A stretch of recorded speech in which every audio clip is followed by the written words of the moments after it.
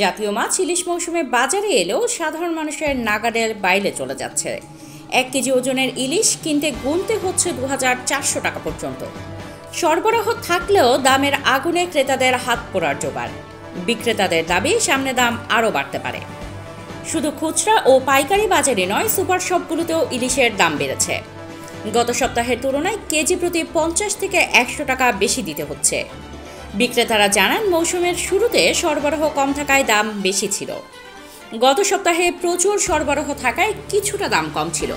চলতি সপ্তাহে সরবরাহ কম, তাই দাম বেড়েছে। দিন যত যাবে দাম আরও বাড়বে।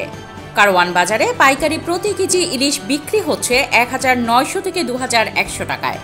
খুচরা বাজারে তা বেড়ে দাঁড়িয়েছে 2400 থেকে 2800 টাকা।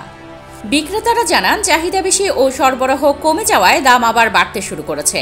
বর্তমানে 1200 টাকার নিচে বাজারে কোনো ইলিশ নেই। ব্যবসায়ীরা জানান, পদ্মার ইলিশের চাহিদা সবচেয়ে বেশি।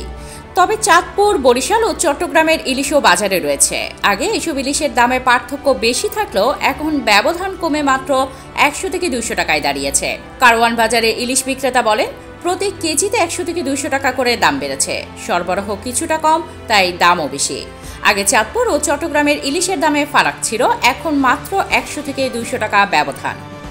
চালডাল.com-এ 400 গ্রামের ইলিশ 589 টাকা, 1 কেজির ইলিশ 2699 টাকা, 1 কেজি 100 গ্রামের ইলিশ 3019 টাকা, 500 গ্রামের ওজনের প্রতিটি ইলিশের দাম 799 টাকা, 600 গ্রামের ওজনের প্রতিটি ইলিশের দাম 919 টাকা, 800 গ্রামের ওজনের প্রতিটি ইলিশের দাম 1749 টাকা, 900 গ্রাম ওজনের প্রতিটি ইলিশের দাম 2459 টাকা।